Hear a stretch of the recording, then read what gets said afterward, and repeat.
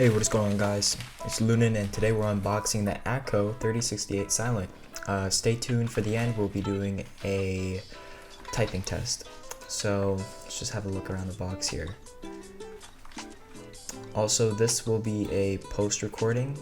I just like recording my commentary after. I like doing the unboxing separately. So as you can see, the box is very nice. You slip off the cover and you take off the tab and you go inside and the keyboard will be there. All well and nicely packaged. Very impressed with the quality. There's a little plastic case over that you didn't see. I cut it off. But yeah, it comes with a manual and some spare keycaps. And I'll be putting those on later in the video. Also comes with a keycap tool and a USB-C cable with a little Akko brand on the tip. So we're going to take the keyboard out, and in stock form it comes with the gray keycaps. Still looks very impressive. No RGB on this model, but it's a high-end piece. It's not really expected. Perfect. Looks very nice. As you can see, the keys are very, very high quality. They're the PVD keycaps. They come stock, so none of that cheap plastic stuff that comes on cheap $50 keyboards. These are the real deal. So as you can see, it's Bluetooth. You can use it without a cable if your setup requires something that's more minimal. And we'll be putting these keycaps on, so if you want to copy my configuration, this is what I'll be running on my keyboard. Switch puller is very easy to use, very minimal effort, a lot less than the regular keycap pullers that I'm used to. Just a little close up. These are Cherry MX browns, so they're not the cheap Gatoron browns or Outemu browns. They're the real deal. They're the Cherry MX. So overall looks very solid.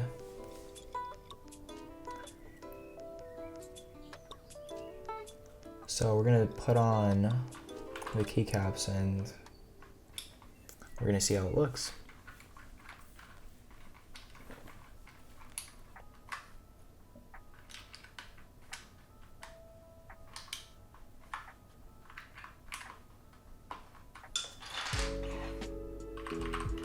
So yeah, already you can tell it has a lot more style. It looks a lot more spiffy. And you see, I'm gonna take this time to talk about why I did a post recording for my audio.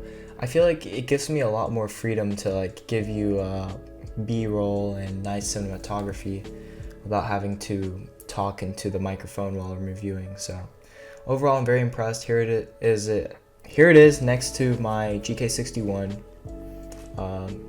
They look similar in build quality, but the AK 3068 definitely takes the cake. And so this is a typing test. I'll shut up so you guys can listen to me type on the keyboard.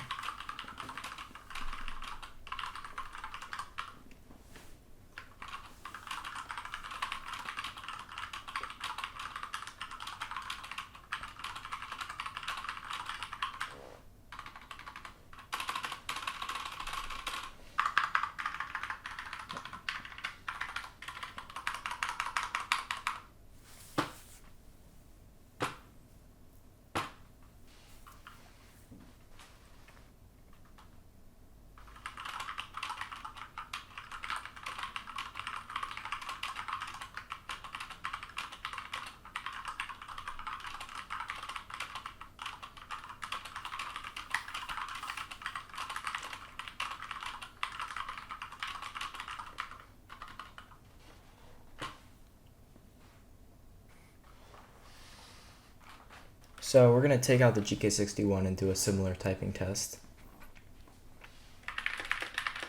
Both have brown switches.